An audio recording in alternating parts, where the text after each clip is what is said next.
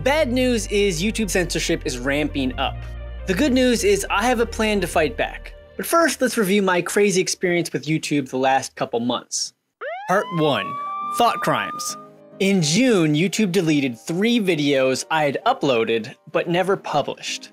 They were rough cuts of a video I made about how YouTube censored a doctor's Senate testimony for spreading misinformation. But Bloomberg still has the testimony on their YouTube channel, which is clearly spreading misinformation by labeling the doctor anti-vaccine. You're not an anti-vaccine person. No, not at all. Strangely, YouTube didn't take Bloomberg down for that misinformation, but they did delete that video of the doctor explaining that he is not anti-vaccine. No, I'm fully vaccinated, so are my kids. But back to YouTube removing my videos about all that. After YouTube removed 3 unpublished videos, I deleted all my other unpublished videos on the topic to avoid getting banned by YouTube. But that didn't matter. YouTube temporarily banned me for allegedly spreading misinformation with the deleted videos, which begs the question.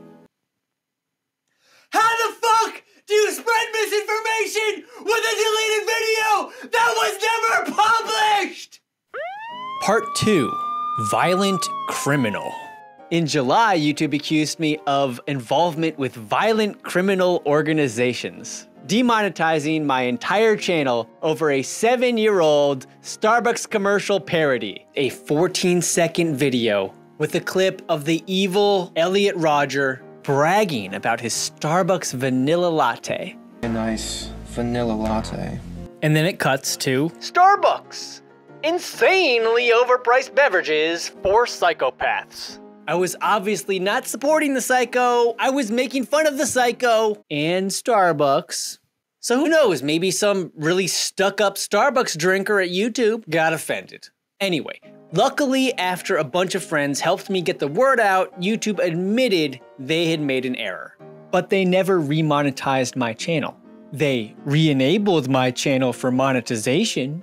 So YouTube made me remonetize each of my hundreds of videos because they falsely accused me of supporting violent criminals. Isn't that amazing? That's amazing. Part 3. YouTube hypocrisy. I was grateful when former NBC affiliate reporter Allison Morrow had me on her channel to discuss the YouTube censorship I was experiencing. To go after somebody like you for little parody videos, and especially videos from 7 years ago, or like your last video was already deleted, this doesn't even make any sense. But YouTube censored her interview. YouTube said they deleted the video because it was spreading medical misinformation. But the only clips in the video spreading misinformation, according to YouTube's own policy, were from mainstream media videos on YouTube. CVS and Walgreens warning that demand for hand sanitizers, cleaning wipes, and face masks could lead to shortages. But how useful are those masks we keep seeing? Experts caution masks are not always the answer. If you're sick or somebody in the family is sick, then doctors say the mask is an effective way to prevent that virus from spreading. But in a public place, not so much. We didn't violate YouTube's COVID policy. We showed how mainstream media's YouTube channels violated YouTube's COVID policy. And I want to show everybody here the guidelines, so you know I'm not making this up. YouTube says they don't allow COVID content that contradicts local health authorities.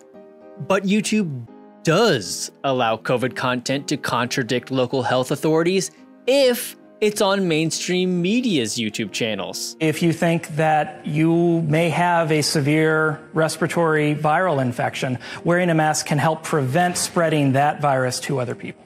But if you don't want to get it from the guy in the airport next to you, is it worthwhile? It doesn't seem to be. That's an old video, but it still contradicts the current guidelines. Yet instead of taking down NBC's video, YouTube took down Allison's video commenting on it, proving our point perfectly. Mainstream media corporations, they're obviously on a different playing field. They're not treated the same. If they did get treated the same, their channels would have been removed a long time ago. After YouTube removed Allison's video, I had her on my channel to show how her removed video didn't actually break any of YouTube's rules. YouTube proved my video correct by quietly reinstating Allison's video.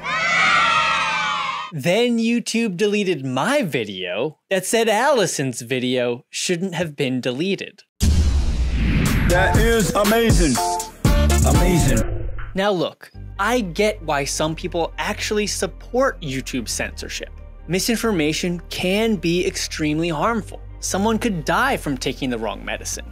In fact, Joe Biden and the mainstream media killed over 500,000 people when they gave every American the wrong prescription to go to war in Iraq, based on poisonous misinformation that they spread across the whole country. So I don't think the best policy to fight misinformation is to favor corporate media like YouTube does. I think the best policy to fight misinformation and to find truth is through the free and open exchange of ideas. So I've joined Rumble, YouTube's biggest competitor that encourages debate rather than deleting it like a dictator. Now, I'm not leaving YouTube because nobody needs to hear more about YouTube censorship than people on YouTube. But I will be posting my videos first on Rumble, so please subscribe to me on Rumble. I'm Matt Orfalea. Thanks for watching.